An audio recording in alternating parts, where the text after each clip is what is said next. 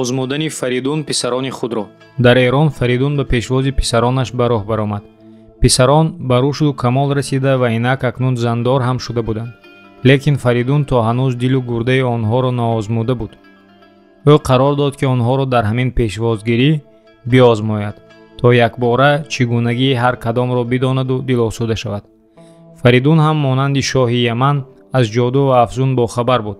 бо қувваи ҷоду худро ба қиёфаи аждаҳо дароварду аздаҳонаш оташу дуд дамонда гард барангехта сӯи писари калонӣ тохт. Писар гурехт. Падар ба писари миёна ҳамлаовар шуд. шоҳзодаи далер камонро зеҳ карду гуфт: ҷанг бошад ҷанг, чӣ бо шери жаён, чӣ бо ҷанги саворон. Дар он дам писари хурдӣ гурз ба даст назди онҳо шитофт ва сӯи аждаҳо фарёд кашид ки даф шав, зӯри ту аз зӯри паланге беш нест, сари роҳи шерон магир. агар номи Фаридуншоҳро шунида бошӣ, бо мо зӯрозмой шав, ки ҳар сеямон фарзанди ӯем ва гурздорони шерафканем. дур шав, вагарна ба ҳамин гурзи гарон ба сарат зада туро ҳалок мекунам. Фаридун андозаи мардонагии ҳар кадом писарро донисту нопадид гашт ва сипас дар қиёфаи падар пеш омад. писарон пиёда шуда ба пешвозаш давиданд ва наздаш замин бусиданд. ӯ дар боргоҳ ба писаронаш гуфт: он аждаҳои оташнафас ман будам, хостам шуморо озмоям. мардонагиатонро дидам, хушнуд шудам. акнун вақти он расид ки ҳар кадоми шуморо номи нағз ва муносибе ниҳам. Фаридун ба писари калонияш рӯй оварда гуфт: ту нағз кардӣ ки сари вақт аз коми бало ҷастӣ. диловаре ки дидаю дониста ҷони худро ба хатар меандозад, диловар нест, девона аст. номи туро ман Салм мениҳам. падар ба писари миёна рӯй овард. ту гуфт: аз аввал тезӣ кардӣ, оташи кину ғазаб бар далерият афзуд. ту шере ҳастӣ ки аз жандапил ҳам наметарсӣ. туро ном Тур бошад. ба писари хурдӣ ишора карда гуфт: ин диловар чунон ки марди оқилу ҳушёрро шояд, ҳам бешитоб аст ва ҳам бо диранг оҳистагӣ. ӯ безарурат намешитобад. ӯ ҷавони бо андешаест ки аз хок ва оташ миёнаро ихтиёр кард. ӯро номи Эраҷ муносиб аст. Фаридун дар оғози пирии худ кишварҳои зери дасташро ба писаронаш тақсим кард. қисмати ғарбии мамлакат, Рум ва Ховарзаминро ба Салм дод ва ойро Ховархудой хонд. қисмати шарқӣ Тӯронро ки сарзамини туркон буд, бо ҳамроҳии Чин ба Тур бахшид. аз он баъд лақаби салтанати Тур Туронхудой шуд. Эрон бахши Эраҷ гардид. Салм ва Тур бо лашкаре ки шоҳаншоҳ барои ҳар кадомашон таъин карда буд, ба мулкҳои худ равон шуданд. Эраҷ бар тахти зарандуди Эрон нишаст. солиёни дароз бар ин баромад, оқибат розе ки дар дили замона ниҳон буд, ошкор шудан гирифт. тақсими мамлакат ба се подшоҳӣ сарчашмаи ҷангу ҷидол шуда наметавонист. фитнаи Салм ва Тур. чун Фаридун кӯҳансол шуд ва аз қувват монд, писарони калонияш нофармонӣ ва саркашӣ оғоз карданд. нахуст дили Салм аз ҷой ҷунбид. вай ба Эраҷ рашк мебурд. падарам дар ҳаққи ман ноинсофӣ кард, андеша меронд ӯ. ман ки писари калонӣ ҳастам, тахту тоҷи Эрон ҳаққи ман буд, лекин падарам онро ба писари хурдиаш дод. аз чунин андешаҳо алами ӯ меафзуд. дилаш пуркин ва рухаш пурчин мегардид. билохир вай аз хаёлот ба амалиёт гузашта, яке аз одамони мӯътамадашро назди бародараш Тур, шоҳи Тӯрону Чин, фиристод ва ӯро паём дод ки ман бародари меҳтарам ва баъди ман меҳтар туӣ. тахти шоҳии Эрон мебоист ба ман ва пас ба ту мерасид, лекин падарамон онро ба бародари кеҳтари мо дод. дар ҳаққи ману ту ноинсофӣ кард, ситам кард. оё ману ту метавонем ба ин ситам тан диҳему хомӯш биншинем? Тур ки аслан марди тиҳмағзе буд, аз ин паём сараш пурбод шуда яке барошуфт ва ба фиристодаи Салм чунин посух дод: ба Ховархудой бигӯ, мо ҷавон будем, падарамон моро фиреб дод. ӯ бо дасти худ дарахте нишонд ки мевааш хун аст. ману ту бояд ҳар чӣ зудтар бо ҳам вохӯрему чораи корро биандешем. фиристода бозгашта ин посухро ба Салм расонида буд ки ӯ ба зудӣ ба асп савор шуда ба роҳ афтод. аз ин тараф Тур ҳам сӯи Ховарзамин пеш омад.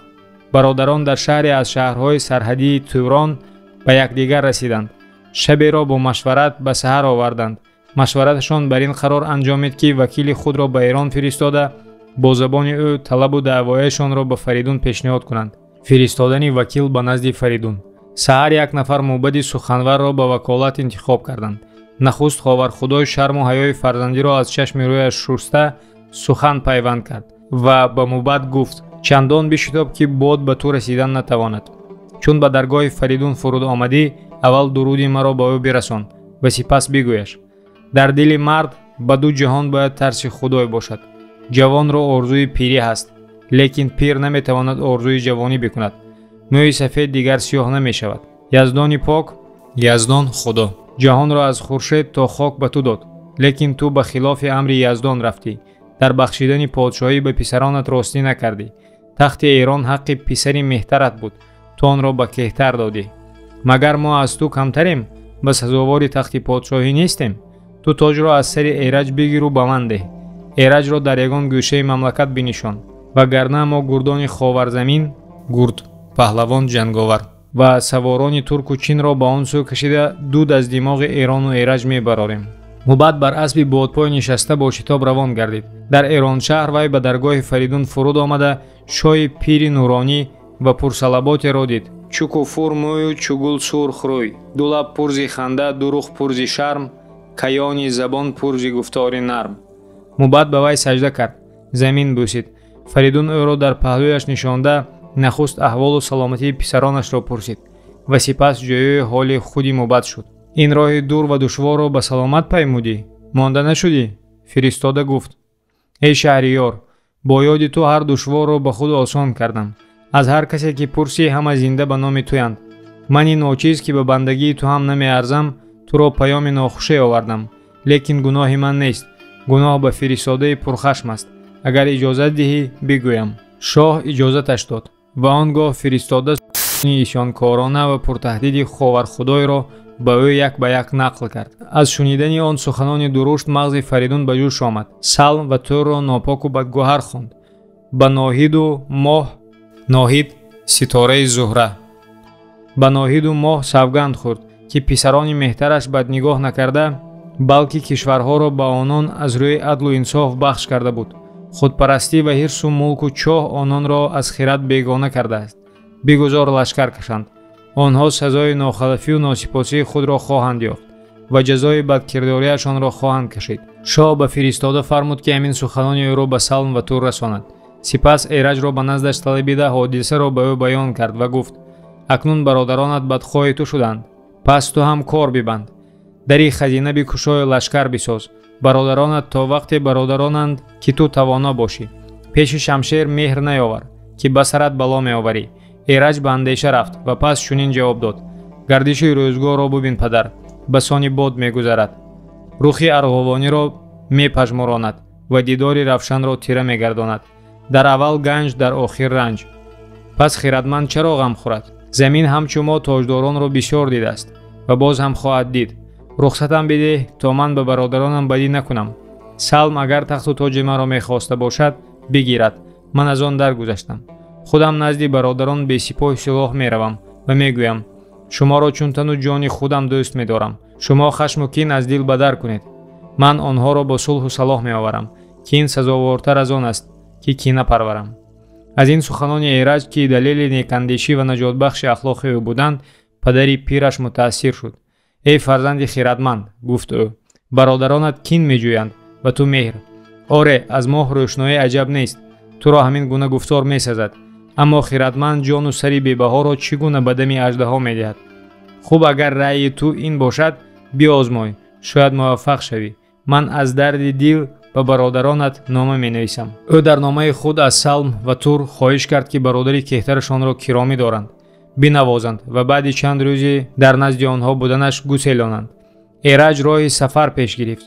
чун ба наздики мақомгоҳи бародаронаш расид, онҳо бо лашкар ба роҳ баромада ӯро пешвоз гирифтанд. ба зоҳир вонамуд кард, ки аз дидораш шоданд ва кинаро дар дилҳошон пинҳон карда пурсупос намуданд. Эраҷ ҳусни таваҷҷӯҳи лашкариёнро ба худ ҷалб кард.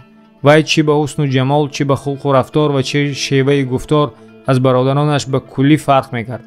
дар муқоиса бо ӯ Салм ва Тур дурушти нотарошида ва камсалабот менамуданд. дар бозгашт ба лашкаргоҳ сарбозон ду се пароканда шуда бо ҳам дар бораи Эраҷ гуфтугӯи нуҳуфта мекарданд. баъзе суханони онҳо ба гӯши Салм расид, ки мегуфтанд: Эраҷ ҳақиқатан зебандаи шоҳаншоҳист. табъи Салм хира шуд ва сараш гаронӣ гирифт.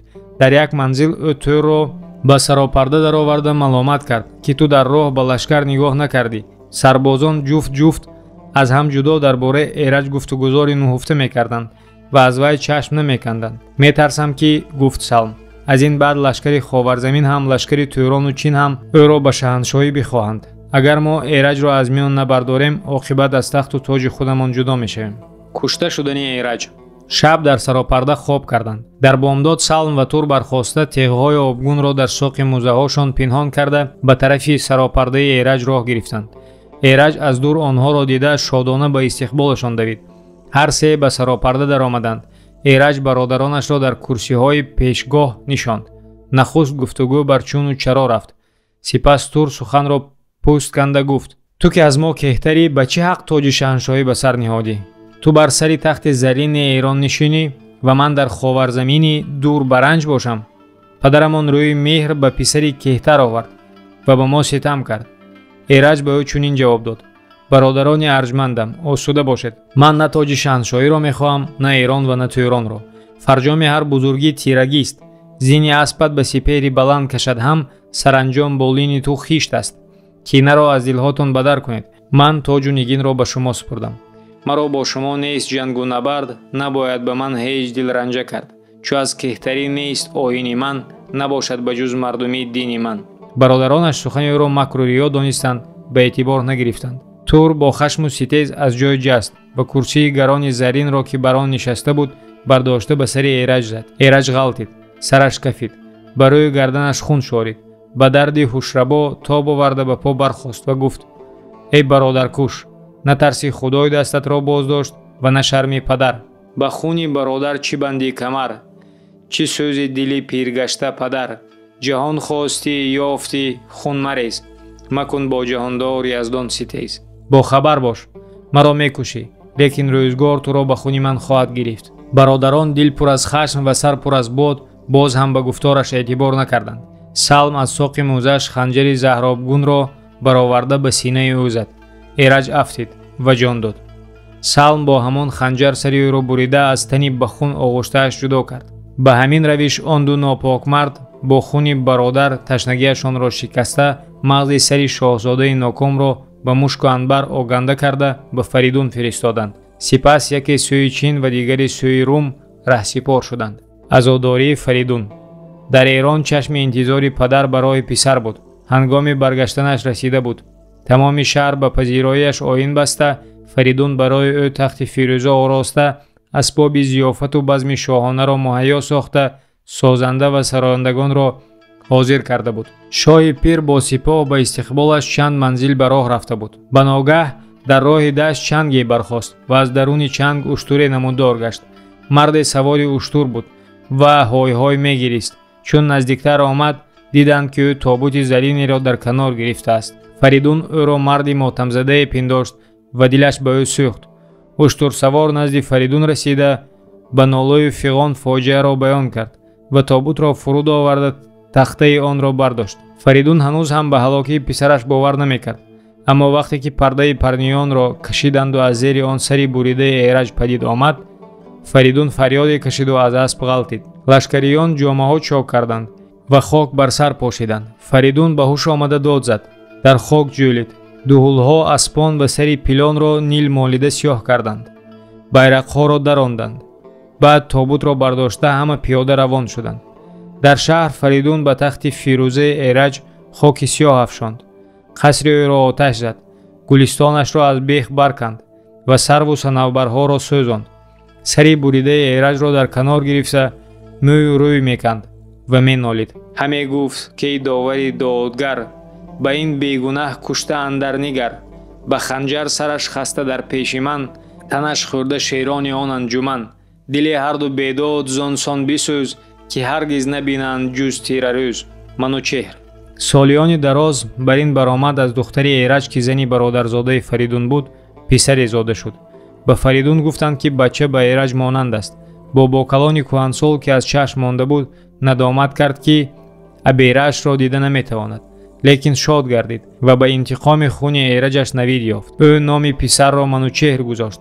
кӯдакро доя ва парасторҳо гумошта парвариш карданд. дертар ба Манучеҳр ҳунари ҷанговарӣ омӯхтанд. вақте ки ӯ ба воя расид, бо бокалонаш тоҷи шоҳии Эронро ба сари ӯ гузошт ва калиди ганҷҳои кӯҳна ва анборҳои аслиҳаро ба дасташ супурд. паҳлавонони номӣ ва лашкаркашони сафдар аз қабили Қоран писари Кова, Ширӯя, Гуршасп, Соми Наримон, Қубод, Кашвод ба хизмати ӯ камар бастанд. Чун хабари тахтнишинии Манучер ба Ховарзамин ва Тӯрону Чин расид, Салм ва Тур ба ваҳму ҳарос афтоданд. ҳис карданд ки ситораи толеашон рӯ ба нишеб овардааст. ба зудӣ якдигарро дида машварат карданд ва чора андешиданд. аз рафтан ба ҷанги шоҳи нав метарсиданд, зеро шавкати сипоҳи Эрон ба онҳо маълум буд. чорае наёфтанд ҷуз ин ки назди Фаридуну Манучер кас фиристанд ва узр оваранд. акнун умедашон аз ҳиссу меҳри падарашон Фаридун буду бас. аз ҷумлаи наздикони худ марде хушманд ва сухандонро вакил карда, бо вай ба шоҳаншоҳи пир ва шоҳи ҷавон тӯҳфаҳои фаровону гаронбаҳоро ба пилҳо бор карда фиристоданд. вакил бояд ба Фаридун ва Манучер пушаймонӣ аз хиёнат ва тавбаи онҳоро расонаду бахшоиши гуноҳашонро пурсад. аз забони онҳо гӯяд ки маро душмани одамизод аҳриман ба васваса андохта аз роҳ бароварда буд. бигузор Манучер бо сипоҳи гарон назди мо биёяд. мо ба хунбаҳои падараш Эраҷ ба вай тоҷу тахту хазинаҳоямонро мебахшем. дар пешаш чун бандагони ӯ ба пой истода хизмат мекунем ва гуноҳамонро бо оби дида мешӯем. вакил ба Эрон рафт. он чи Салм ва Тур ба вай супориш карда буданд, ҳамаро назди Фаридун бар забон ронд ва тӯҳфаҳоро дар пеши ӯ ва Манучер рехт. лекин Фаридун тавбаи писаронашро напазируфт. ба вакил чунин ҷавоб дод: он нобакорон Манучерро нахоҳанд дид, магар бо сипоҳу гурзу дирафши коваёнӣ. вай меравад, лекин чун шери жаён ба интиқоми хуни падараш миён баста меравад. ин тӯҳфаҳои овардаатро бибар. ман хуни писарамро ба зару сим намефурӯшам. ту баргард ва ин ҷавоби маро ба он нопокҳо бирасон. вакил пажмурдаву ларзон бархост ва ҳамон соат савор шуда ба роҳи омадааш бозгашт. чун аз сарҳади Ховарзамин гузашт, дар ҳомун саҳро водӣ. дар ҳомун саропардаи хисравонае дид ва донист ки саропардаи Салм аст. рафт ва ӯро бо Тур дар хаймаи Парниён ёфт. Парниён матои нафиси абрешимӣ, ҳарир. бародарон ӯро нишонда ба гуфтораш гӯш ниҳоданд. фиристода ба онҳо ҷавоби Фаридунро расонд. ҷоҳу ҷалоли ӯ, шавкати шоҳи ҷавон, ҳайбати сипоҳ ва паҳлавонони ӯро таъриф кард. азми лашкаркашӣ доштани онҳоро ҳам баён карда, ба дили бародарон воҳима андохт. гарояд зимо ба ҷанг он гурӯҳ, шавад кӯҳ ҳомуну ҳомун чу кӯҳ. ҳама дил пур аз кину пурчин бар ӯ, ба ҷуз ҷангашон нест чизу орзу. бародарон бо хотири парешон ба андеша рафтанд. Тур гуфт: осуда набояд нишаст.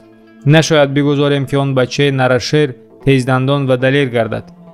чунин номвар ки омӯзгораш Фаридун бошад, магар камҳунар хоҳад шуд. мо бояд тадоруки ҷангро бикунем ва пеш аз он ки ӯ ба ҷанг ояд, ба Эрон лашкар бикашем. Салм сухани ӯро маъқул донист. ҳардуяшон фавран одамони худро сӯи ғарбу шарқ ба роҳ андохта, фармон доданд ки дар он кишварҳо лашкар гирдоваранд. дери нагузашта лашкари бешумору беканоре гирдоварда шуд. ҷанг. лашкари ду кишварро Салм аз Хораззамин ва Тур аз Тӯрону Чин ба Эрон кашиданд. Фаридун ва Манучер аз хатар вақте огоҳ шуданд ки лашкари Тур аз ҷайҳун гузашта буд. Фаридун шоҳи ҷавонро фармуд ки бетаъхиру диранг сипоҳи худро ба дашти канори ҷайҳун барорад. вақти гуселониданаш ба ӯ чунин насиҳат кард: далер бош, аммо далери боҳуш, марди боҳушу хирад шери жаёнро ба дом меоварад. хотират осуда бошад бобо, гуфт Манучер. ман миёнамро бо зиреҳи румӣ бастам ва то кини Эраҷро нагирам, намекушоям. аз сипоҳдорони ӯ писари Кова, қорани далер дирафши коваёнро барафрошта, лашкарро ба дашт саф кард. 300 000 савору пиёда бо пилони ҷангӣ аз гарди дашт рӯзи равшанро тира ва рӯи хуршедро лоҷувард гардонида, гурӯҳ пеш мерафтанд. аз он тараф Тур ва Салм силоҳи худро аз бешаи норванд ба дашт бароварданд. Тур чун бод пеш омада сӯи Қубод ки Талояро сардорӣ мекард, фарёд кашид: Талоя, дастаи пешгарди лашкар, назди Манучер баргард ва бигӯ: эй бепадар, аз Эраҷ духтар шуда буд, пас ту чӣ тавр сазовори тоҷ шудӣ? сазовории ӯро имрӯз хоҳӣ дид, посух дод Қубод. ҷавоби туро ин ҷангали теғҳои бунафш ки мебинӣ хоҳанд дод ва он гоҳ Норван то Чин ҳамаи дарандаю чарандаҳо ҳам ба ҳоли шумо бигирянд, меарзад. дар сапедадам ҷангро пайвастанд. Манучеҳр ҷавшан ба тан, кӯлоҳи пӯлодини румӣ бар сар ва шамшери хунрез бар даст савор шуда қалби лашкарро, қалб дастаи асосии дар миёна дар маркази лашкар амалкунанда, қалби лашкарро ба муқобили қалби лашкари душман кашид. Маймана ва майсара низ ҳуҷумовар шуданд. Маймана болои рост, майсара боли чапи лашкар. ҷанговарон сарпур аз хашм ва ҷабину абрувон пурчин бо хурӯшу ҳаёҳу ва мухолифон тохтанд, аммо ҷӯшу ғайрати сипоҳи душман ҳам аз онҳо намемонд. ҷанги қаттол то шом тӯл кашид. дашт аз хун сурх гашт, лекин ба ҳеҷ яке аз тарафиён зафар даст надод. чун сипоҳи ҳарду тараф ҳам хаста шуда буданд, рӯзи дигар ба ҷанг надаромаданд. шабонгоҳ Тур шабохун зад, лекин Манучеҳр дар ғафлат набуд. ба эҳтимоли шабохун задани душман лашкарашро омода нигоҳ медошт. ӯ лашкарро ба Қоран супорида, худаш ба 30,000 сарбози якачин дар ҷои шоистаи камин гирифт. Тур бо лашкари 100,000 омада сипоҳи душманашро побарҷо ёфт ва ба ҷуз ҷангидан чора надид. ӯ бо сипоҳи Қоран гарми пойкор ҳарбу зарб. ӯ бо сипоҳи Қоран гарми пойкор буд, ки Манучеҳр аз камингоҳаш ҷаста ба вай аз пушт зарба зад. Тур шикаст хӯрд. Лашкараш ба ҳар ҷониб гурезон шуд. Манучеҳр аз паси Тур расида бонг зад. куҷо мегурезӣ, эй бародаркуш? аз теғи интиқоми ман халосӣ намеёбӣ. ӯ аз пушт як найза андохт. найза тани Турро шикоф карда аз шикамаш баромад. вай аз зин сарнагун ғалтид. Манучеҳр сари ӯро бурид. сари буридаи ӯ бо ҳамроҳии фатҳномаи Манучеҳр ба Фаридун фиристода шуд. гирифтани Қоран дижи Алононро. сипоҳи Салм ба шабохуни Тур ҳамроҳӣ накарда буд. ӯ шикаст хӯрдани сипоҳи бародараш ва кушта шудани худи ӯро шунида ба тарсу ҳарос афтод. дар сарҳади Тӯрону Эрон ба даруни рӯди Ҷайҳун қалъае буд, ки онро дижи Алон мегуфтанд. Салм ки аз ҷанг сар печида буд, метавонист ба он қалъа паноҳ шуда Манучеҳрро ба ҷанги дурударозе дар Моншикан кашад. Манучеҳр сари вақт қалъаро фатҳ ва хароб карданӣ шуд. Қорани эҳтиёткор ӯро пешгирӣ карда гуфт: дижи Алон ба баландии мустаҳками машҳур ва дар вай чандин ҳазор сипоҳи Тӯрон ҷойгир аст. гирифтанаш осон нест. бифармоед то ман андеша карда чораи фатҳи онро бисозам. пас вай дирафши шоҳ ва ангуштарини Тӯрро, ки ба дасташ афтода буд, гирифта шабонгоҳ ба 6,000 ҷанговари корозмуда сӯи Ҷайҳун равон шуд. дар лаби дарё сипоҳро дар камингоҳ нишонда ва ба ширӯе супурда, худаш ба 2 нафар ҷанговари шамшерзан аз даруни об ҷониби қалъа рафт. ба дарвозаи қалъа расида дижбонро талабид ва ба вай ангуштарини Тӯрро нишон дода гуфт: ман аз наздии Тӯронхудой омадам. ӯ маро фармуд: ба диж бирав, дижбонро бигӯ ки бедору ҳушёр бошад ва худат ёрирасони ӯ бош. дижбон бовар кард ва дарвозаро кушода Қорану ҳамроҳонашро даровард. наздики бомдод шамшерзанҳои Қоран дарвозабонҳои хоболударо кушта ба ҷои онҳо истоданд. худи Қоран дар бурҷи қалъа дирафши коваёниро баланд кард. ин барои ширӯя ишора буд, ки яъне бархезу ҳуҷум овар. ширӯя бо дидани дирафш, ки дар фазои саҳаргоҳӣ чун моҳи пур метофт, сипоҳро аз шинак ҷаҳонда ба ҳамла афканд. 6,000 ҷанговари ҳузарб чун сели дамон ба қалъа рехтанд. муҳофизони фиребхӯрдаи қалъа то аз фалокат огоҳ шуда даст ба силоҳ бурданд, ки сарҳошон аз гарданҳо париданд. дар даруни қалъа ҷӯйҳои хун ҷорӣ гашт. Қоран гурзро бардошта буду ба сарҳои саркашон мекуфт. баъд фотеҳон қалъаро хароб карданд ва оташ заданду ба дар рафтанд. вақте ки офтоб ба гунбази фалак баромад, он қалъаи сар ба сипер кашида, гӯё ки ба қаъри дарё фурӯ рафта буд. яке дуд диди сар андар саҳоб, на диж буд пайдо, на киштӣ бароб. тохт кардани Кокуй. дар вақте ки Қоран ва ширӯя ба фатҳи дижи Алон андармон буданд, яке аз шоҳони араб, Кокуй, ногаҳон ба урдугоҳи Манучеҳр ҳуҷум овард ва чанде аз ҷанговарони ӯро кушта бору бунаашонро ба ғорат бурд. Кокуй набераи Заҳок бо даъвати Салм ба мадади вай омада буд. чун Қоран аз кори дижи Алон фориғ гашт, Манучеҳр ба ӯ воқеаро нақл кард. Қоран ба ҷанги Кокуй рафтанӣ шуд, лекин Манучеҳр иҷозаташ надод. ту гуфт: дам бигир, ки дар кори дижи Алон ранҷ кашидӣ. акнун навбати ҷангидан аз ман аст. бобои Кокуйро бобокалони ман Фаридун банд карда буд. набераашро ман банд мекунам. парвардаи Фаридун дар шамшерзанӣ ва найзаандозӣ беҳамто буд. дар ҷанге ки ба амал пайваст, ӯ бо Кокуй набар кард. шоҳи араб ҳам ба ҳунари ҷанг аз вай намемонд. ӯ яке найза ба камари ҳариф зада вайро қариб аз асп ғалтонда буд. зиреҳи тани манучеҳр то миёнаш дарид, лекин вай суст наёмад ва бо як зарбаи шамшер ҷавшани тани кокӯйро чок кард. то нисфи рӯз набард карданд. аз сурохҳои ҷавшанҳо ва дасту ронҳои ҳарду хун мечакид, лекин ҳеҷ кадоме бар дигарӣ ғолиб наёмад. манучер ниҳоят ба танг омад ва дар охир бо хашму ғазаб рон фишурда аспашро барангехту яке чанг андохт ва кокӯйро аз камарбандаш гирифта аз асп ғалтонду ба шамшер синаашро чок кард. сипоҳи кокӯй ки аз ҳалоки шоҳи худ рафтода шуда буд, ба гурезогурез рӯй ниҳод ва пароканда гашт. кушта шудани Салм. мағлубияти лашкари кокӯй ва ҳалоки ӯ пушти ховархудойро суст кард. вай аз ҷанг сар тофта ба тарафи ҷайҳун гурехт. манучер ӯро сур кард. Салм дар ҷайҳун киштиҳо ҷуст, то лашкари ҳазимат кардаашро ақибравӣ фирор, то лашкари ҳазимат кардаашро ба соҳили рост гузаронад. лекин ягон то ҳам киштӣ наёфт. қоран ҳамаи киштиҳои тӯронiyonро хароб карда буд. Салм ноилоҷ ба сипоҳи манучер ки аз ақибаш зер карда меомад, рӯй оварда ба муқобилат ҷанг сар кард. ду лашкар ҷӯшону хурӯшон ҳарб карданд. дашти канори дарё пур аз кушташудагон ва маҷрӯҳон гардид.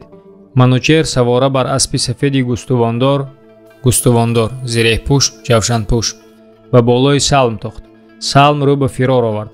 манучер аз ақиби ӯ саркунон бонг мезад ки «Э номҷӯй, ту тоҷи шаҳншоҳӣ хостӣ.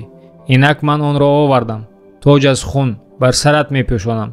аз тоҷ чаро мегурезӣ? дарахти ҷиноят бор овард. бичин.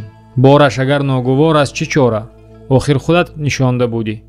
шоҳи Эрон ба вай расида яке шамшер зада буд ки дами шамшер тани Салмро аз китфи чапаш то паҳлӯи росташ бурида дуним кард. манучер сари ӯро бурида ҳамчунин ба Фаридун фиристод.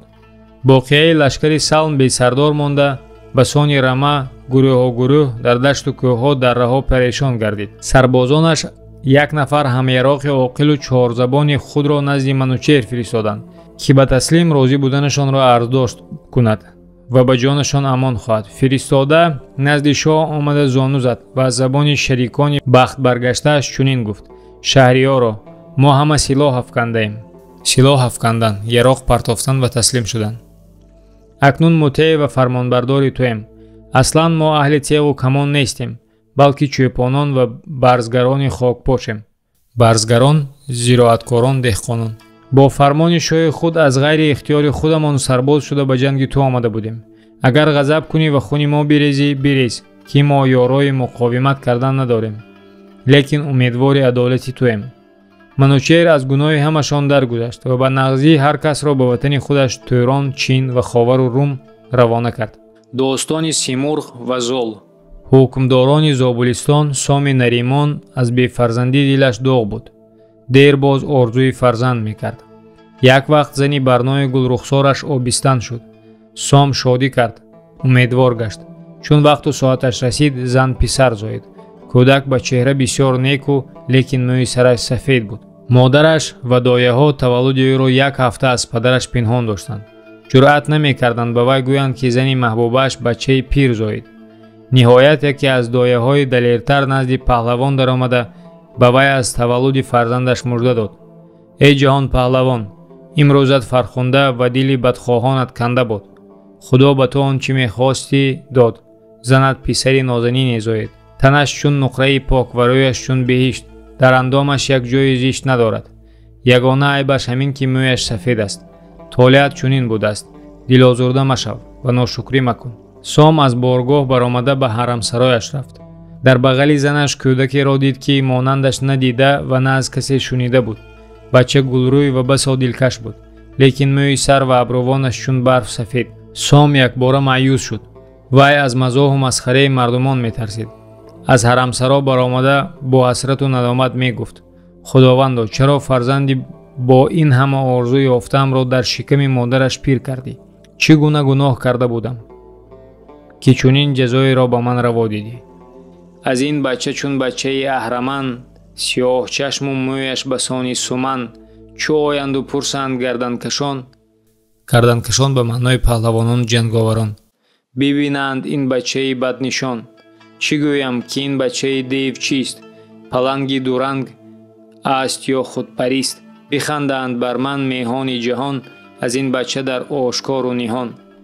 پس فرمان داد که کودک را به جای هرچی دورتر از آن در و دیار برده پرتایند. نوکران سام کودک را از بغل مادری زار و گریانش را بودند و به کوه البرز برده پرتافته آمدند. از بیمهری پدر آن پهلوانزاده بیگناه در کوهسار حواله برف و باران گردید.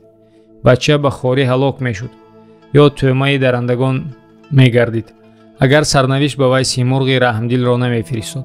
سیمرغ در آن کوه آشیان داشت، آشیان لانه خانه. او در پی رزق بچه‌هایش از آشیان پریده بود. از بلندی چشم تیزبینش به کودک غلطیده به نزدش فرود آمد. بچه آدمیزاد را دید که در آفتاب سوزان خوابیده است. انگشت میمکد و فریاد میکشد. سنگ خارا برایش گهواره، دایه خاک، تن از جامه دور و لب از شیر پاک. اگر بچه خرس یا پلنگ هم می بود، به هر حال مادرش به سایه شخ یا خرسنگ می کشید. سیمرغ رحمش آمد. در دلش نسبت به کودک مهری تولید شد. آخر وی هم مادر بود. کودک را برداشته به آشیانش برد و نزد بچه هایش گذاشت. گمان کرد که سیمرغ چوجه های گرسنه به وی در می افتند تا کنند و خورندش و در این صورت سیمرغ به محافظت او حاضر بود. لیکن چوجه ها به کودک حیران می نگریستند و دم می ایستادند. سیمرغ او را به جای مادر شد و به پرورشش پرداخت. بچه هایش برادران و خواهران وی شدند. کودک به خروش سیمرغ چوجه ها عادت کرد. تنی برهنه‌اش به گرما و سرما و باد و طوفان ها خو گرفته آب و تاب می‌یافت. زمان بر این گذشت کودک جوانی تنومند و قامت بلندی شد. از پایه کوه کاروان‌های بازرگانان می‌گذشتند. کاروانیان گاه گاه او را می‌دیدند. آنها رفتند و آوازه مرد سیمتنی کوهگرد را به کشورها بردند. اما از این آوازها پیشتر سام در زابل شب از شبها از بی‌فرزندی داغدل و از کار زمانه آشفته خواب رفته بود. در خواب دید که از هندوستان مردی سرافراز سوار اسبی تازه دوان نزدش آمده از پسرش مرده داد و گفت پسرت زنده و برومند است. سام بیدار شده موبدان را طلبید و خوابش را با آنها گفته پرسید شما درباره چنین خوابی من چی میگویید؟ آیا عقلتان میگیرد که پسرم زنده باشد از گرسنگی و گرما و سرما نمرده باشد؟ موبدان او را ملامت کردند که چه شیر و پلنگ در خشکی و چه ماهی یا نهنگ در آب بچه‌هاشان را به مهر میپرورند. اما تو که آدمیزادی بچه بیگناهت را به کوهسار افکندی و خار کردی، از موی سفیدش آر کردی، لیکن موی سفید در تنی روشن و پاک چه عیب داشت؟ و باز گفتند مگو که او زنده نیست. کسی که خداوند نگاهش می‌دارد از گرمی و سرما نمی‌میرد. پسرت را بجوی که جوینده یابنده است. پس از چند روزی گفتگو به گوش سام آوازه مرد سیمرغ پروردی البرزی رسید. وی زود با همراهی سران سپاهش سوی البرز کوه سواری نمود. رفتند به کوه سر به ثریا کشیده دیدند که گویا به ستاره ها راز میگفت. بالاتر برآمده در تاری کوه آشیان سیمرغ را دیدند. آشیانه بلند او بر روی خاراسنگ استوار و ستونهایش از چوب‌های به هم بافته صندل و آبنوس راست کرده شده بودند. سام از هیبت سیمرغ و عظمت آشیانه او در حیرت ماند. جوان با کتف و بازو و نیرومند به اندام مانند سام در گرد آشیان میگشت. سام و همراهانش سوی آشیانه راه جستند، لیکن به آن سوی راه و گذرگاه نیافتند. سیمرغ از فضای کوه آنها را دید و دانست که از برای پرورده او آمدند. به پرورده‌اش گفت ای پسر ببین پدرت به این کوه فرزندجویی آمده است. تو رنج کوه و آشیان و جوری برف و باران کشیدی. من دایه و حمایه‌گری تو بودم. تو را کلان کردم. اکنون رواست که تو را برداشته نزد پدرت فرود آرم. جوان این سخنان سیمرغ را شنیده غمگین شد و گریست که اینک اکنون از پرورده مهربانش جدا می شود. وی اگرچه با آدمان ناآمیخته بود، لیکن از سیمرغ گفتگو آموخته و با آواز او سخن می گفت. جوانی باهوش و خردی بود. به سیمرغ گفت چی مگر تو از من بیزار شده ای؟ آخر آشیان تو جای دلخواه من و دو بال تو سرپناه من است. از تو بی‌حد منت دارم که مرا از هلاکت رهانیده تربیت کردی. من گفت سیمرغ تو را از خود به جهت بیزار شدن دور نمی کنم. نه، تو را به پادشاهی می فرستم. تخت و تاج در انتظار توست. با من بودنت برایم خوش است، لیکن آن از این خوشتر. تو یک تا پری مرا به خود بگیر و نگاه دار. агар мабодо туро бадӣ кунанду хор доранд, пари маро бисӯзон. Ман ҳамон дам чун абр дар болои сарат ҳозир шуда туро мебардоруму беозор ба ин ҷо меоварам. меҳри ту дар дилам то абад хоҳад монд. ту ҳам меҳри доятро аз дил набарор. сипас Симурғ пар кушода ӯро ба фарози абрҳо бардошт ва назди падараш фуруд овард. падар рухи чун баҳор ва тани пилвори писарашро дида ба вай дил бохт ва дар оғӯшаш гирифта аз шодӣ гирист. пеши Симурғ ба сипос сар фуруд овард. ӯро ситоиш кард ва офарин хонд. Симурғ сӯи ошёнаш парвоз кард. чашмони Сом ва ҳамроҳонаш ба вай нигарон монданд. падар ҳамоно гириста ба писар гуфт: дилатро ба ман бад макун ва аз гузашта ёд манамо. ман то абад дӯстдор ва меҳрубони ту хоҳам буд. акнун ки туро ёфтам, ҳамаи хоҳишу орзуятро ба ҷо меорам. омадагон бо ҷавон шоду хуррам барои бозгашт рӯй оварданд. Сом номи писарашро Золи Зар гузошт. дар Зобулистон вай ба Золи Зар аспсаворию, шикору, шамшерзанию, найзаандозӣ ва дигар ҳунарҳои лозимаи шоҳонро омӯзонд. ситорашиносонро талабида фармуд ки толеи Золро бибинанд. ситорашиносон толеи вайро аз гардишу қирони сайёраҳо ҷӯё шуданд ва гуфтанд ки вай паҳлавони номдор ва сарафрозе хоҳад шуд. Соми Наримон аз ин фол дилшод ва аз ояндаи писараш осудахотир гардид. достони Зол ва Рудоба. рӯзе аз рӯзҳо Золи Зар сайру сайёҳат ихтиёр карда бо сипоҳу дарбориёнаш ба тарафи Кобулистон равон гардид. дар манзилҳо базму зиёфатҳои пурнозу неъмат меоростанд, дилхушӣ мекарданд. пас аз чанд рӯз хурраму дилшод дохили марзи Кобулистон шуда, марз, хок, ҳудуд, сарҳад, наздики пойтахти он дар дашт бар лаби руд чодар заданд. Меҳроб, шоҳи Кобул, ки хироҷгузори шоҳи Зобул буд, аз омадани мавлои худ огоҳ шуда, дар бомдод бо сипоҳ ва бо пешкашҳои лоиқ ба зиёрату хизмати Зол ҳозир гашт. Зол ӯро навохт ва ба шарофаташ зиёфату базми шоҳонае бо нағмаю суруд ва майи минофому соқиёни гуландом биёрост. дидори Золи сафедмӯй ба Меҳроб хуш омад. ҳамчунин ӯ хулқу атвор ва хираду дониши мавлои ҷавонашро писандид. дар поёни зиёфат, вақте ки Кобулшоҳ аз сари хон бархоста ба хаймаи худ рафт, яке аз меҳтарони Зобулӣ, ки воқифи ҳоли ӯ буд, ба Зол гуфт, ки Меҳроб дар паси парда духтари ҳурлиқое дорад. рухонаш чу гулнору лаб ноордон, зи симин бараш рустаду ноорвон, ду чашмаш ба сони ду наргис ба боғ, межад тирагӣ бурда аз паризоғ, ду абрӯ ба сони камони тароз, ду рӯ тӯз пӯшида аз мушти ноз. тӯз матои нафиси бофта. агар моҳ ҷӯи ҳама рӯи ӯст, вагар мушк бӯи ҳама мӯи ӯст. Зол аз ин таърифҳо худро бохт, ба дилаш оташ афтод. шаб аз хаёли он паризоди Кобулӣ хобаш набурд. дар бомдод дарбориёнаш ба саропардаи ӯ ба салом омаданд. Меҳроб ҳам омад. Зол ӯро пеш аз пеш навохт ва ҳатто аз паҳлавони номдори худ болотар нишонд. гуфт: аз ман ҳар чӣ бихоҳӣ бихоҳ. эй фармонраво, посух дод Меҳроб, ман фақат як орзу дорам, ки ба хонаи ман биёӣ ва меҳмони ман шавӣ, ба хуршеди рӯят равони маро равшан кунӣ. Зол таъаммул карду гуфт: ба хонаи ту рафтан салоҳ нест. падарам Сом агар шунавад, ки ман меҳмони бутпарастон шудаам ва ба онҳо майгусорию мастӣ кардаам, хоҳад ранҷид. ҷуз ин ҳар чӣ бихоҳӣ мепазирам. Меҳроб аз нажоди заҳҳок ва бутпараст буд.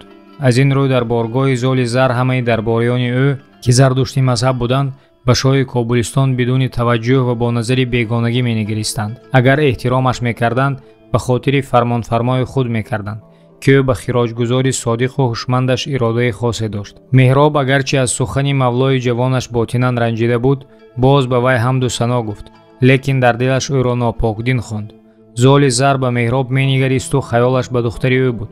вай нодида ошиқ шуда буд, аммо боз меандешид, мабод ки ишқи духтари бутпараст обрӯи ӯро дар назди хосаон бирезонад. чун Меҳроб аз боргоҳи даштии Зол баргашт, ба шабистони худ даромад. занаш Синдухт ва духтараш Рудобаро навозиш кард.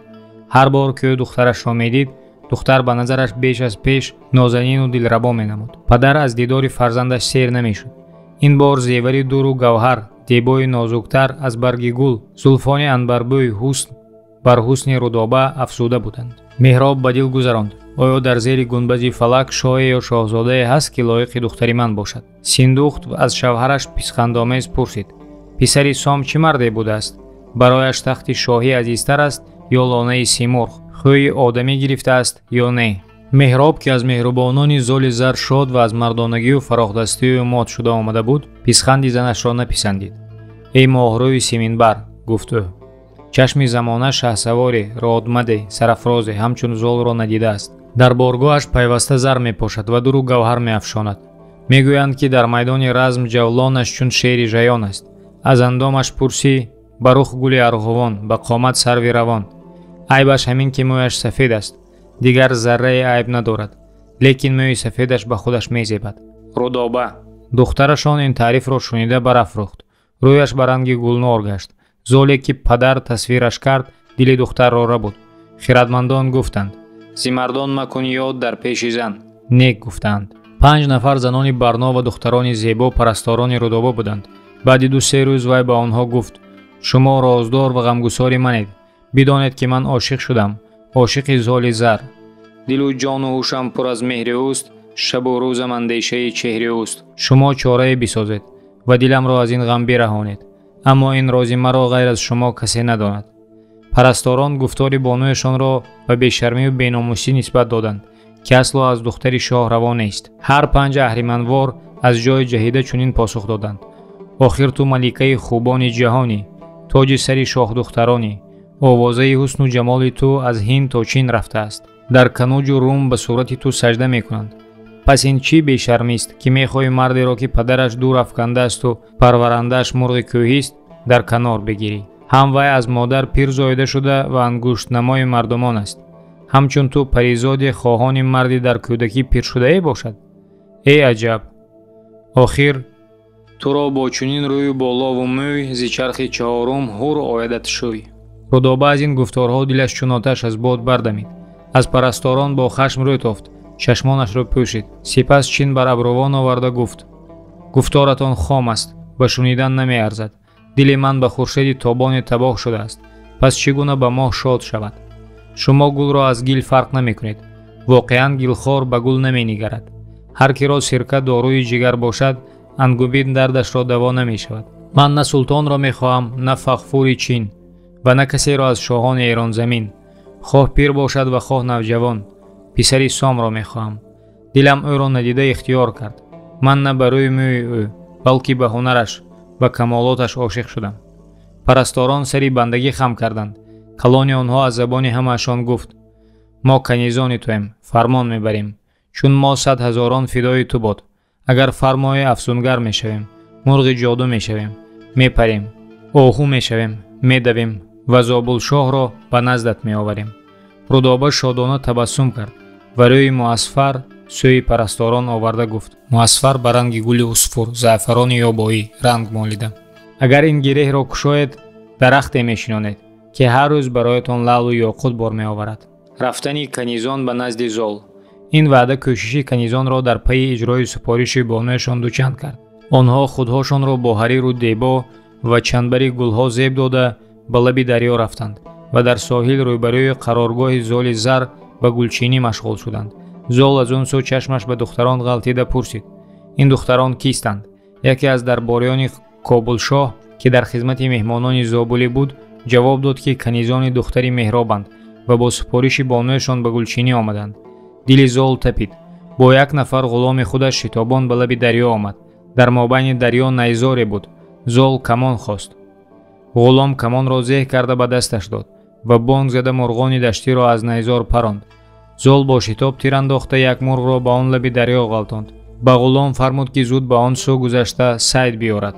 ғулом бо заврақ ба он сӯ гузашт. канизон бо ғулом дар гуфтугӯ шуданд. канизаки калонӣ пурсид: он камонкаш кист, ки бо як тир мурғи паронро сайд кард? ғулом лабашро газида посух дод: оҳиста бигӯ. вай писари соми дастон, шоҳи нимрӯз аст. дар ин замона аз ӯ паҳлавонтару номдортар касе нест. каниз хандида гуфт: эй содадил, шоҳи ту аз духтари меҳроб номдортар набудагист. овозаи ҳусну ҷамоли рудоба дар саросари ҷаҳон рафтааст. канизи дуюм дебочаи суханро дароз накарда якбора ба сари мақсуд омад. мо, гуфт, парастори рудобаем, ба назди шоҳи ту омадем. овозаи шону шавкат ва ҳусну ҷамоли ӯро шунидаем. қасди он дорем, ки сари бонуи нозанинамонро бо сари фарзанди сом ҷуфт кунем, ки ҳар ду арзандаи якдигаранд. ғулом сухани канизро шунида аз шодӣ рухаш лаълфом гашт, зеро аз ишқи ғайбии мавлояш ба духтари меҳроб огоҳ буд. Гуфт: чӣ беҳтар? хуршед бо мо хуб аст. ӯ назди зол хандону шукуфон баргашт. зол пурсид: духтарон ба ту чӣ гуфтанд, ки ин гуна шодону хандон омадӣ? ғулом он чи аз канизон шунида буд боз гуфт. зол аз ҳаяҷони шодӣ шукуфт, чашмонаш барқ заданд. ба ғулом фармуд: зуд ба он сӯй баргард. канизонро бигӯ, ки нараванд, каме сабр кунанд, то ба бонуюшон бо ҳамроҳии гулдастаҳо зару гавҳар баранд. ман мехоҳам ба Рудоба паёме фиристам. ғулом боз бо шитоб ба он лаби руд заврақ ронд. зол аз хазинааш зару гавҳар ва 5 даст дебои зарбофт гирифта ба дасти хизматгораш дод ва фармуд, ки пинҳонӣ бурда ба канизон супорад. бурданд ва супурданд. канизи калонӣ ба хизматгор гуфт: роз пинҳон намемонад, магар танҳо миёни ду кас бошад. 3 кас ифшои роз аст ва 4 кас анҷуман. ман мехоҳам бо писари Сом танҳо ба танҳо гуфтугӯ кунам. хизматгорон рафтанд. канизон ба якдигар мегуфтанд, ки шер ба дом афтод. акнун Рудоба ҳам, зол ҳам ба коми дил мерасад, ки ин фоли нек аст. хизматгор сухани канизи калониро ба золи зар расонда буд, ки ӯ дарҳол ба соҳили дигаре равон шуд. канизон дар пешаш таъзим ба ҷо оварданд. зол аз чӣ гунагии духтари Кобулшоҳ пурсон шуд ва канизонро огоҳ кард, ки рост бигӯянд, ки агар ӯ дар гуфторашон камтарин норостӣ эҳсос кунад, онҳоро ба зери пои пил хоҳад андохт. канизи калонӣ бо зол хилват карда, аввал ӯро ситоиш ва баъд ҷамоли оламоро ва камоли беҳамтои Рудобаро васф намуд. золи зар ошиқ буд, ошиқтар шуд. хуб, гуфт, ман чӣ гуна метавонам ба назди ӯ роҳ ҷӯему ба висолаш бирасам? ту бо каманд ба наздики кохи ӯ биё, посух дод каниз.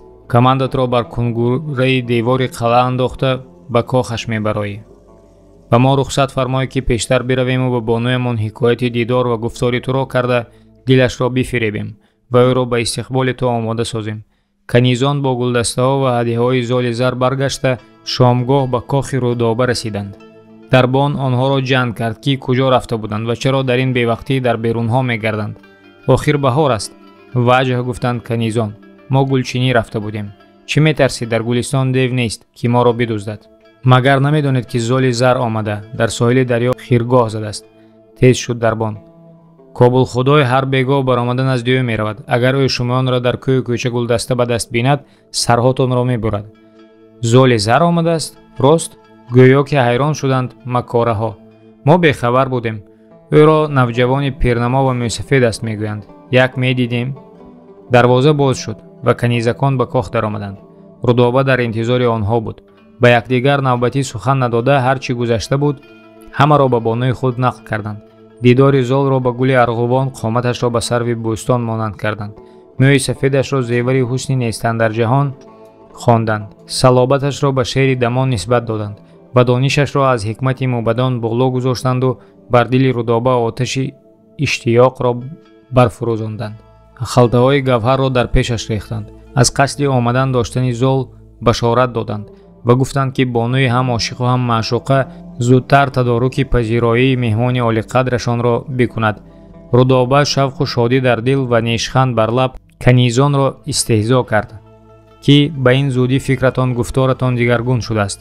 ҳамон золи мурғпарварди писар акнун ба рух гули арғувону ба қад сарви бӯстон шуд. сурати маро ҳам дар пешаш касӣ дид ва баҳо кардед. сипас вай аз падару модар пинҳонӣ бо канизонаш хонаеро, ки дар сақфу деворҳояш ҳар гуна суратҳо ва манзараҳо тасвир ёфта буданд, барои меҳмондорӣ бо дебои чинӣ биёростанд ва мушку анбар афшонданд. табақҳои зарин оварданд. ба ҳар гӯша гулдонҳои мусаввару мунаққаш бо гулҳои садбаргу бунавшаю наргису арғувону савсану ёсуман гузоштанд. ҳавои кох саросар ба бӯи хуши диловез оганда шуд. мулоқот. дар шаби торик зол пинҳонӣ ба Кобул омад. яке аз канизони Рудоба ӯро дар ҷои ваъдагӣ пешвоз гирифта ва пушти кохи бонуяш овард. Рудоба дар боми кох чашм барои ӯ буд. чун зол дар поён падидор шуд, духтар чодир аз сар афканда овоз дод: шод омадӣ, эй шеҳрзод. зол боло нигоҳ карда ӯро дид. дар назараш бом гӯё аз рухи рахшони шоҳдухтар равшанистон гардида буд. ҷавобаш дод, ки дуруд аз ман ва офарин аз сипеҳр ба ту, эй ҳурнажод. басо шабҳо, ки ман дар хаёлат ситора шумурдам ва аз Парвардигор хостам, ки боре дидоратро ба ман бинамояд, инак ба муродам расидам. сипосу шукри беҳад ба Яздони пок. Рудоба мӯи шабгуни дутобаашро ба ҳам печонд, сӯи Зол фуруд овард ва гуфт: «Бигир инро ва ба наздам баро». Зол аз ин кори ӯ дар ҳайрат монд. Гисӯи мушкинашро гирифта бӯсиду гуфт: «На, маро ба теғ дил аз сина баркандан беҳ аз он аст ки торе аз гисӯи ту канда шавад ва ё ба ту як зарра озор бирасад». Сипас ӯ каманди худро бароварда ба боло ҳаво дод. ҳалқаи каманд дар кунгура даромад. Зол бо вай ба бом баромад. Рудоба дасти Золро ба дасташ гирифта бо вай аз боми кох фуруд омад.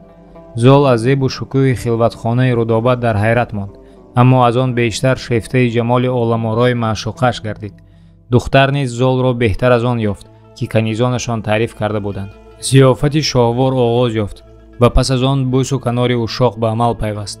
Зол ба Рудоба чунин гуфт: «Ёри семинбари мушкбӯям, агар манучеҳр ин достони ишқи маро шунавад, дар ғазаб мешавад ва падарам низ бар ман мехурӯшад, ки чаро аз хонаводаи бутпарастон ҷуфт хостам. Аммо ман ҷон месупорам ва кафан мепӯшаму аз паймони ту намегузарам. ба даргоҳи Яздони пок лобаю зорӣ мекунам, то магар аз дили шоҳаншоҳ ва падарам хашму кинро бишӯям». Рудоба гуфт: «Ман ҳам инчунин. барои ман ғайр аз ту подшоҳ нест ва нахоҳад буд. худои ҷаҳонофарин ба суханам гувоҳӣ барҳақ аст». аз дарбор овози дуҳули субҳидамӣ баланд шуда буд, ки Зол ба тараддуди рафтан афтод. чашмони ҳарду пуроб шуданд. ушоқ ёроӣ аз ҳам ҷудо шудан надоштанд. ба офтоби тулӯ карда менигаристанду гӯё ба вай таъна мезаданд, ки чаро шитоб кардӣ ва ба ин зудӣ шаби висолро ба сайри фироқ овардӣ. билохир бо ҳам видо карданд. Зол камандашро поин афканда аз он кохи фаррух фуруд омад. машваратномаи Зол ба Сом. дар роҳи бозгашт ӯ ғарқи хаёлу андеша буд. ба қароргоҳаш расида мулозими худро фармуд, ки бузургон, мубадон ва сарони сипоҳро ба назди ӯ бихонад. онҳо як ба саропардаи Зол омада салом карданд. чун ҳама ҷамъ шуданд, Золи зар сухан оғоз карда чунин гуфт: «Шумо медонед, ки ободии ҷаҳон ба одам аст, лекин агар ҷуфтии марду зан намебуд, мардумон зиёд намешуданд. дар ҷаҳон ҷавоне нест, ки ҷӯёи ҷуфти худ набошад. агар ҷавоне аз нажоди бузургон беҷуфт бошад, бузургии ӯ боқӣ намемонад. барои паҳлавонони номбар чӣ чизе нагӯтар аз фарзанд аст? ӯ худро дар фарзандаш такрор мекунад, тавассути фарзанд зиндагии нав меёбад. агар ман ба шумо рози дили худро мегӯям, офтоби ман аз кохи меҳроб тулӯ кард. ман ба духтари ӯ дил бастам. шумо мубадон ва фарзонагон чӣ мегӯед? оё Сом ин кори маро меписандад? манучеҳр чӣ мегуфта бошад? оё вай инро ба ҷавонии ман ҳамл хоҳад кард ё гуноҳ хоҳад донист? охир зан гирифтанро ба мо худо ва дин мефармояд. хиратмандон ин корро айб ва нанг намегиранд. ҳамин тавр не?» мубадон хомӯш монданд. сухан бар лабонашон баста шуд, зеро меҳроб набераи Заҳок буд ва Заҳок бадину бадкеш ҳисоб меёфт. онҳо бо кадом ҷуръат ба шоҳ гӯянд, ки маъшуқааш бадин аст ва издивоҷаш ба ӯ раво нест. Зол аз хомӯшии фарзонагони даргоҳаш дар қаҳр шуд ва суханро дигаргун ронд. «Медонам», гуфт, «шумо барои ин кор маро дар дилҳотон сарзаниш мекунед, лекин ман аз шумо маслиҳат мехоҳам. агар ба ман роҳ бинамоеду ин гиреҳро бикушоед, ба шумо чандон некӣ хоҳам кард, ки дар ҷаҳон ҳеҷ меҳтари ба кеҳтари худ он гуна некӣ накарда бошад». мубадон гуфтанд: «мо бандагони ту дар ин кор ҳайрону саргум мондаем. аммо ба ақидаи мо аз издивоҷ бо чунин духтар мақому мартабаи шоҳ коста намешавад. меҳроб агарчи ҳамдини мо нест, лекин марди бузург ва паҳлавони шаҳсаворест. фақат ҳамин қадар дорад, ки шоҳи тозинажоди аждаҳонасаб аст. ба паҳлавон Сом нома бояд навишт. ту аз мо хиратмандтарӣ ва худ медонӣ чӣ бинависӣ, магар ин ки вай ба навбати худ ризояти шаҳншоҳро ҳосил намояд. манучеҳр раъи Сомро намегардонад. ба ин тариқ шояд ин гиреҳ кушода шавад». Зол ин маслиҳатро пазируфт ва дабирро талабида ба Мозандарон ба номи падараш нома нависонд. Соми Наримон ба фармони манучеҳр дар Мозандарон бо девҳо машғули ҷанг буд. дар аввалин нома Золи зар ба падар дуруд фиристод ва баъд суханро чунин ронд: «Дар майдони ҷанг ба мардӣ саворе чун Соми Наримон нест ва нахоҳад буд. ман ба сони як нафар бандаи ӯ ҳастам, ки дилу ҷонам фарогирифтаи меҳри ӯст. аз модар ҳамон тавре ки ӯ дид зода шудам ва аз чархи гардон ситамҳо кашидам. падарам аз неъмату лаззатҳои зиндагонӣ бархурдор буд, аммо ман дар ошёни кӯҳии Симурғ ба ҷои шири модар хун меошомидам. умедам танҳо ба Симурғ буд, ки шикор оварад ва дар қатори бачагонаш ба ман аз он шикор хӯриш диҳад. пӯстам аз офтоб сӯхта, аз боду борон пажмурда буд. ҳар замон гарду хок мижгонамро ба ҳам дӯхта чашмонамро нобино мекард. шоҳзода будам, падарам тахтнишин, аммо нишемани ман лонаи мурғ буд. офаридгор дар азал тақдири маро чунин навишта будааст ва аз тақдир гурез нест. паҳлавон агарчи теғро ба дандон бихояд ва наърааш пӯсти шерро бидарад, боз тобеи амри яздон аст. маро кори дилшикане пеш омадааст ки наметавонам ба мардумон боз гуфт, аммо ба падар бояд бигӯям. ман гирифтори духтари меҳроб шудам. мақомгоҳам канори руд ва шаб ёронам ситораҳоянд. ҳар чӣ ки ситам кашидаам ва ранҷ мебарам, лекин ба ҷуз фармони ту коре нахоҳам кард. акнун падари ҷаҳонпаҳлавонам чӣ мефармояд? оё маро аз дарду алам мераҳонида бошад? иҷозат медода бошад ки ман ба оину дин духтари меҳробро ба занӣ бигирам. пайки савор бо ин нома ба мозандарон равона шуд. зол ба вай амр кард ки дар ҳеҷ ҷо наистода аспи тезтакро чорнал тозонад ва ҳар асперо ки рост ояд бигираду савор шавад. пайк шабону рӯзон асп дохта ба марзи мозандарон расид. аз дур сипоҳро дид ки ба гирди кӯҳсор мегашт ва дар сари он сипоҳ соми сипаҳсолорро шинохт. сом низ савори ба сӯи худаш шитобандаро дида ба ҳамроҳаш гуфт: ин мард савори аспи зобулист, яқинан фиристодаи зол аст. пайк расида аз асп фуруд омад, ба пеши сом замин бӯсида номаро ба ӯ супурд. ҷавоби нома аз сом. сом номаро хонда чеҳрааш тира гашт ва ба андеша фурӯ рафт. рафтори писарашро написандид. ба худ мегуфт: зол фитрати пасти худро зоҳир кард. омӯзгораш мурғи ваҳшӣ ки буд, бо чунин ношоистагӣ коми дил меҷӯяд. агар гӯям ки ин кори ту беандешагист ва назди худованд ҳам назди мардумон ҳам писандида нест, дилаш мешиканад. ва агар гӯям ки оре чунин майлум хоҳиши ту равост, он чӣ дилат мехоҳад бикун, намедонам аз пушти ин мурғпарварда ва он девнажод чӣ насле ба вуҷуд хоҳад омад. аз ин андешаҳо сари сом гарон шуд. шаб хобаш намебурд. пагоҳӣ ситорашиносонро талабида фармуд ки толеи зол ва ояндаи аҳволро бубинанд. онҳо рӯз ва шаб аз осмон роз ҷустанд ва сипас шодон назди сом омада гуфтанд ки қирони сайёраҳо ба ҳам хеш шудани ду душманро нишон медиҳанд. пас фоли духтари меҳроб ва писари ту фаррух аст. аз онҳо паҳлавон писаре ба нерӯ чун дили дамон ба дунё меояд ки ӯ ҷаҳонро аз бадхоҳону бадандешон пок мекунад ва решаи ҷангу ҷидолро барканда ба эронзамин пирӯзӣ ва хушбахтӣ меоварад. дар ҳамаи кишварҳо чӣ руму чӣ ҳиндустон ва чӣ эрону тӯрон, подшоҳон номи ӯро дар тоҷу нигини худ менависанд. ин фоли ситорашиносон дили ошуфтаи сомро таскин дод. ӯ шодмон гашта ба онҳо симу зар бахшид. ба пайки зол низ дираму динор дод ва фармуд ки баргарданд ва ба зол гӯянд ки падарат ба издивоҷи ту бо духтари меҳроб розист, аммо ту андаке сабр кун, то вай ин матлабро ба шаҳншоҳ арз карда фармони ӯро бигирад. пайк бо шитобу ҷадал роҳ паймуда ба Кобул расид. золи зар аз паёми падар шодмон гашта ба дарвешон дираму динор садақа кард ва инчунин дарбориони худро низ аз бахшишҳои шоҳона маҳрум нагузошт.